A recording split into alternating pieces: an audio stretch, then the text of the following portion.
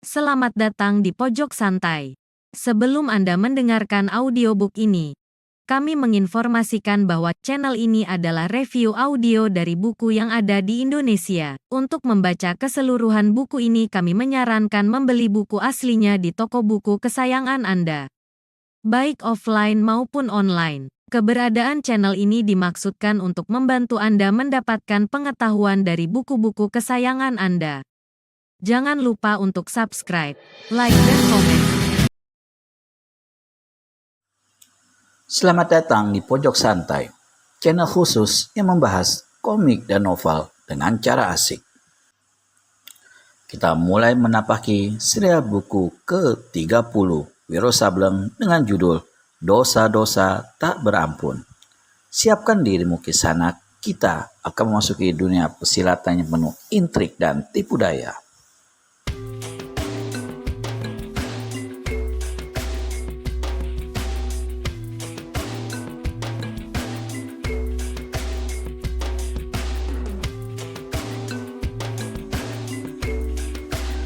Meskipun tanah Jawa dikenal sebagai pusat perkembangan ilmu silat dan kesaktian, namun beberapa daerah di tanah air telah pula mendapat nama harum berkat kehebatan para tokoh silat serta kesaktian yang mereka miliki.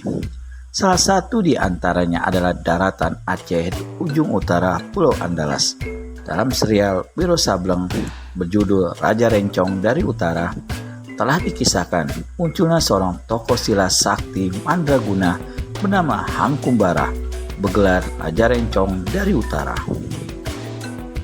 Di situ dikisahkan bagaimana Raja Rencong berusaha mendirikan apa yang disebut Partai Topan Utara.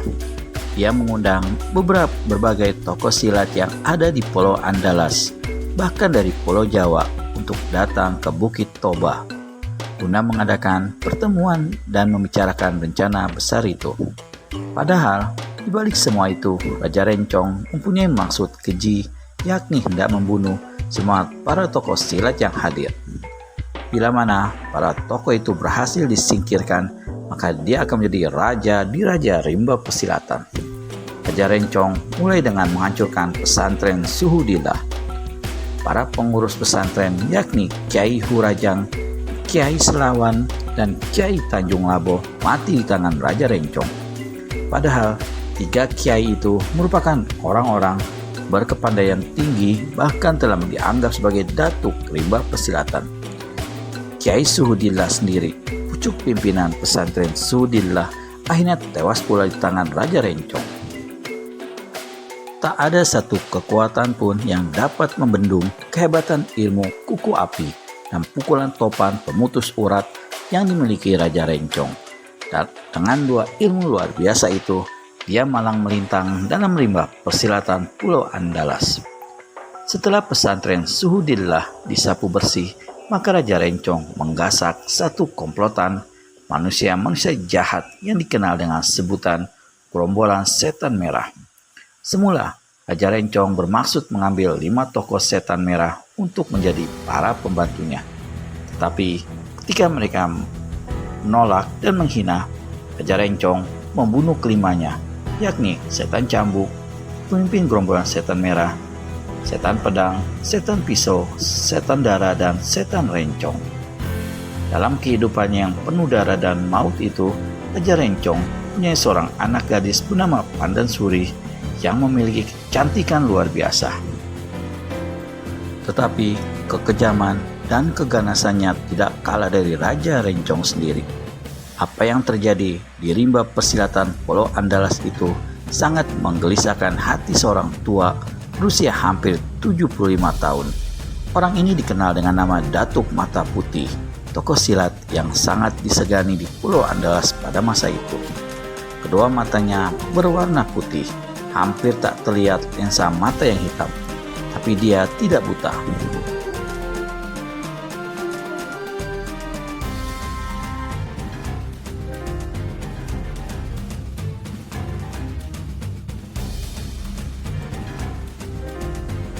Dia merasa menyesal karena rencong emas yang kini dimiliki oleh Hangkumbara alias Raja Rencong dari Utara adalah pemberiannya kepada Hangkumbara sebagai anak muridnya.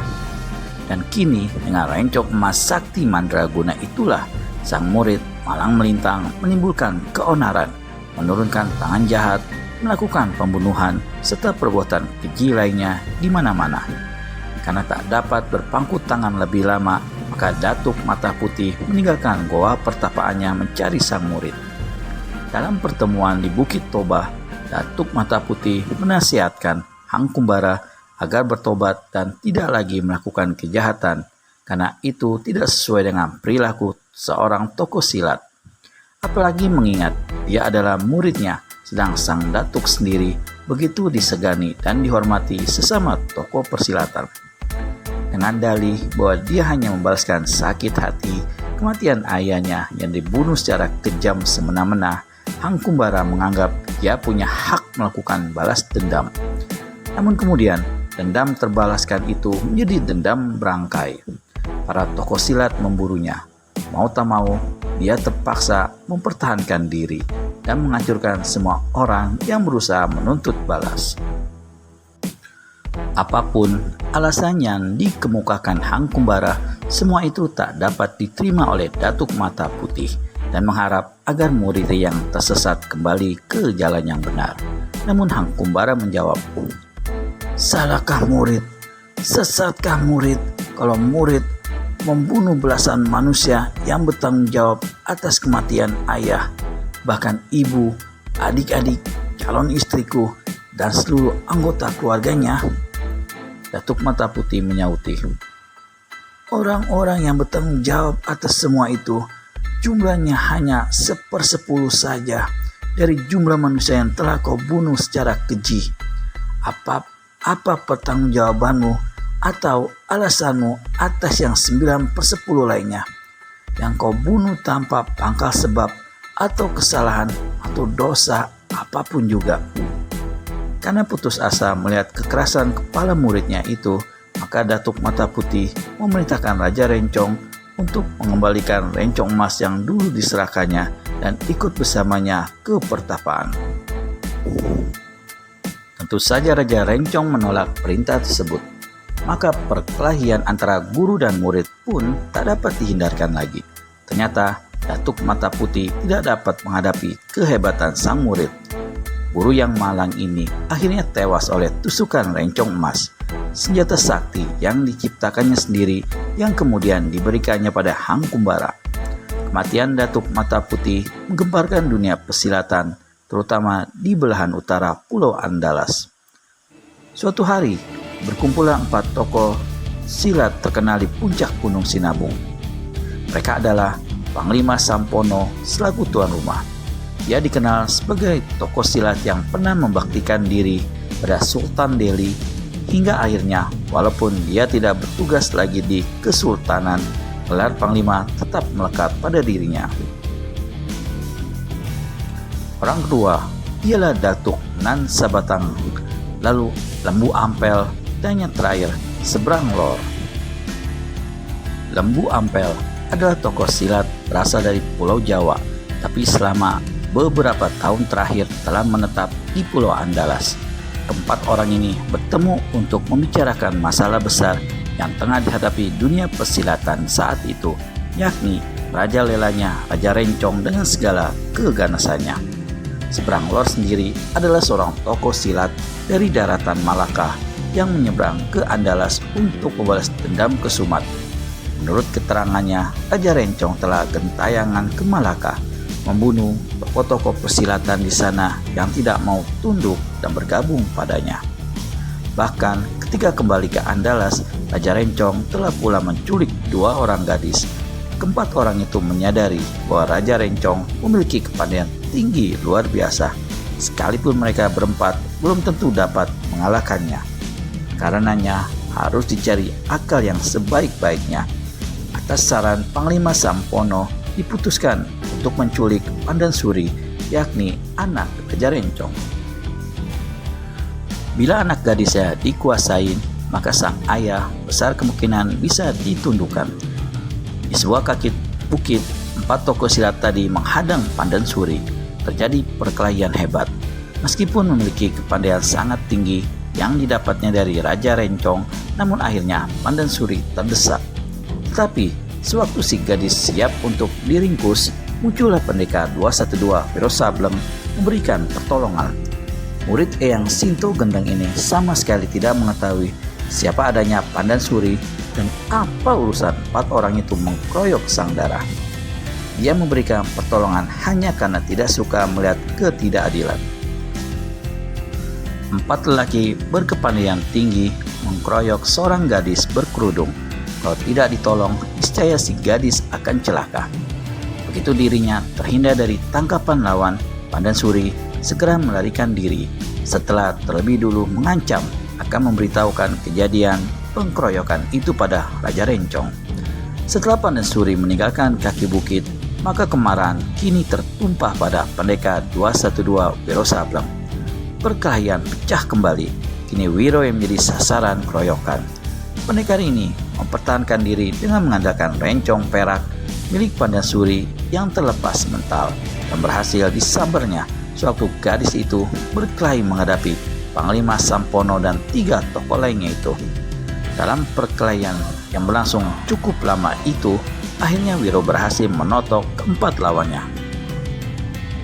Namun dia kemudian jadi terkejut setelah mengetahui kalau gadis yang barusan ditolongnya adalah anak Raja Rencong. Padahal Raja Rencong adalah manusia durjana yang sedang dicari-carinya. Dia sendiri menyeberangi lautan, datang dari tanah Pulau Jawa ke Pulau Andalas untuk menumpas Raja Rencong yang jahat itu. Setelah meminta maaf, Wiro tinggalkan keempat tokoh silat tadi masih dalam keadaan tertotok. Bagaimana kelanjutan flashback Raja Rencong dari utara ini?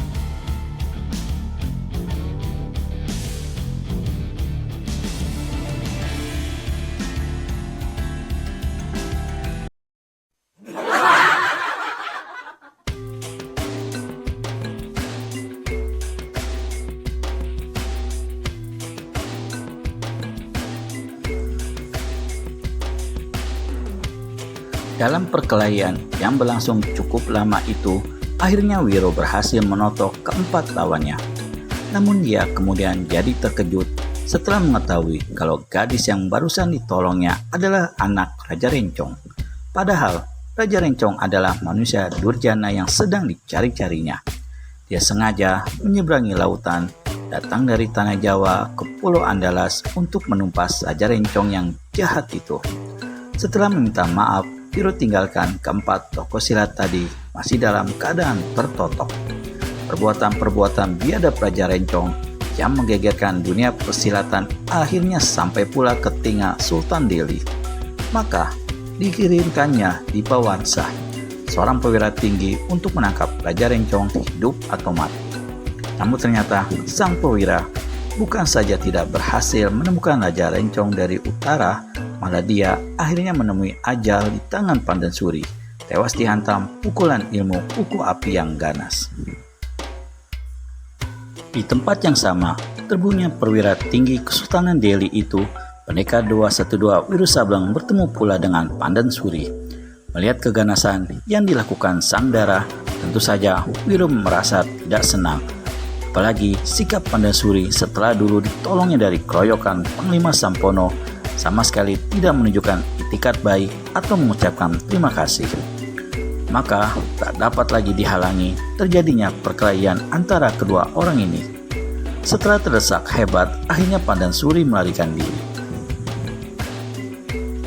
Pada hari dan tanggal yang telah ditentukan, diresmikanlah berdirinya Partai Topan Utara. Puluhan tamu yang diundang tampak menaiki perahu menuju Bukit Toba. Mereka umumnya terdiri dari orang-orang dunia persilatan. Bahkan banyak di antara mereka merupakan tokoh-tokoh silat yang ternama. Semua mereka tidak menduga bahwa kedatangan mereka menghadiri peresmian berdirinya Partai Dara itu hanyalah untuk mengantarkan nyawa belaka. Karena sebenarnya Raja Rencong dari utara sudah menanam niat untuk membunuh mereka semua. Para tamu duduk di sebuah tempat yang dinamakan Arena Topan Utara. Arena itu terletak di bawah sebuah bangunan tua. Sesuai dengan rencana yang diatur, Raja Rencong akan pergi ke mimbar dan Pandasuri akan menggerakkan satu alat rahasia. Alat rahasia ini akan menghancurkan bagian atas arena Topan Utara dan semua orang yang ada dalam arena dengan sendirinya akan tertimbun hidup-hidup. Apa yang dirundingkan ayah dan anak dalam kamar rahasia itu sempat terdengar oleh pendekar 212 Wiro Sableng yang berhasil masuk menyusup ke tempat kediaman Raja Rencong. Tetapi celakanya, kehadiran Wiro sempat dirasakan oleh Raja Rencong. Maka dia pun melakukan penyelidikan sebelum menuju arena Topan Utara. Satu-satunya tempat bersembunyi adalah sebuah kamar.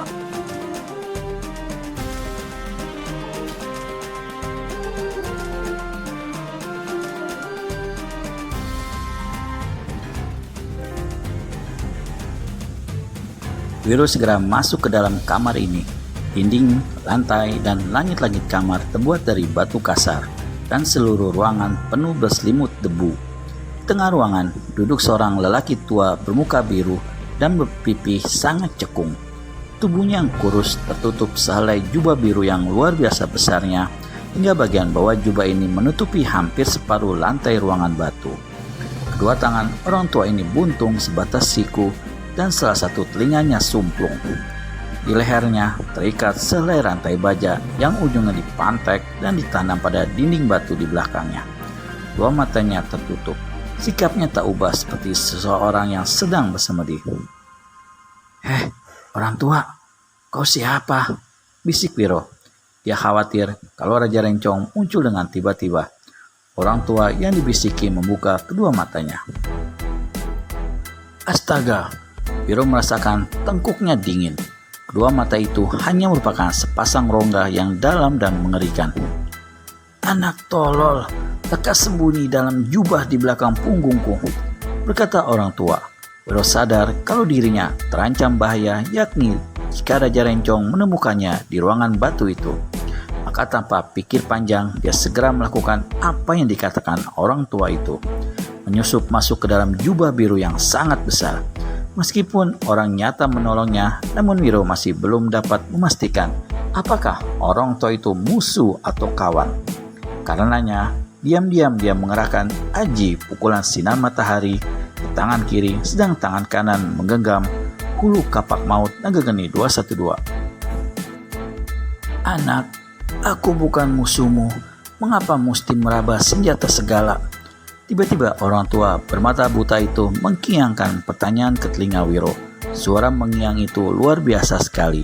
Tentunya orang tua ini seorang sakti mandraguna. Mengapa kedua matanya bolong begitu rupa, lalu dua tangan buntung dan ditambah rantai baja yang mengikat lehernya? Tiba-tiba pintu terpentang dan terdengar bentakan Raja Rencong. "Tua renta buta, siapa yang masuk ke sini?" Orang tua itu terdengar menghela napas dalam. Lalu terdengar suaranya halus seperti suara anak perempuan. "Jika aku sampai tidak melihat orang masuk kemari, itu bukan karena ketololanku, tapi karena memang dua mataku buta. Sebaliknya, jika kau yang punya mata dan telinga sampai tidak mengetahui, malah bertanya padaku, itu adalah satu ketololan yang tak ada taranya. Apakah kau memang melihat ada orang lain di tempat ini?" Ucapan itu membuat Raja Rencong melontarkan kata-kata kotor. Sudahkah kau periksa Hangkumbara?" tanya orang tua itu. "Tutup mulutmu, setan tua," sentak Hangkumbara alias Raja Rencong dari utara. Disentak begitu, si orang tua ganda tertawa dan menyaut, "Bukankah hari ini hari peresmian Partai Topan Utara?" "Unyuk peot," kembali Raja Rencong menyentak. "Kau tahu apa tentang segala macam partai?" "Aku memang tidak tahu apa-apa, tapi aku mempunyai firasat bahwa partaimu itu akan runtuh sebelum saat peresmiannya, dan kau sendiri akan mampus." "Ya, aku akan mampus, tapi sebelum mampus untuk ke-100 kalinya, cuma dulu tamparanku." tamparan yang dilayangkan Raja Rencong keras luar biasa. Tubuh orang tua itu terasa oleh Wiro menghuyung, tapi dia tidak roboh. Bibirnya yang pecah mengucurkan darah. Darah pendekar 212 Wiro Sableng menggelegak mengetahui orang tua yang telah menolongnya diperlakukan seperti itu. Segera saja dia hendak melompat keluar dari dalam jubah, tapi di telinganya terdengar suara ngiangan seperti nyamuk. "Jangan tolol anak." Mau tak mau, terpaksa Wiro mendekam terus di dalam jubah lebar itu. Kemudian terdengar pintu kamar ditutupkan. Korek. Raja Rencong telah keluar. "Sekarang kau boleh keluar," terdengar si orang tua berkata. Wiro cepat keluar lalu menjurah hormat seraya berkata, "Terima kasih atas budi pertolonganmu. Siapakah kau ini sebenarnya?" Orang tua itu tertawa. Tampak gusinya yang tanpa gigi lagi. "Sewaktu ku dengar orang berkelebat menuju belakang bangunan tua, sewaktu ku dengar kau mengangkat rerumpunan semak belukar lalu menyusup turun dalam lorong rahasia, hatiku gembira. Kukira kau adalah tua gila, tapi dari langkahmu kemudian segera ku ketahui bahwa kau bukan tua gila. Tapi aku yakin kau pasti ada sangkut paut dengan orang tua itu. Mungkin sekali kau muridnya." "Betul," Wiro Sableng melengak. "Hah?" Kehebatan orang tua cacat ini sungguh luar biasa. "Kau betul. Secara kebetulan aku bernasib baik dan mendapat beberapa jurus pelajaran ilmu silat dari tua gila. Kalau aku boleh bertanya, bagaimana kau tahu setiap gerak-gerikku? Ilmu yang tinggi adalah 1000 mata, 1000 telinga, tapi semua itu berakhir dalam kesia-siaan. Buktinya diriku ini." "Kenapa kau sampai seperti ini?" tanya Wiro. "Muridku sendiri yang melakukannya," jawab orang tua itu. "Muridmu?" kejut Wiro. Siapa yang dimaksud murid oleh orang tua itu? Temukan jawabannya di video selanjutnya hanya di channel Pojok Santai. Segera subscribe dan tekan tombol lonceng untuk mendapat notifikasi video terbaru dari kami. Terima kasih dan sampai bertemu kembali.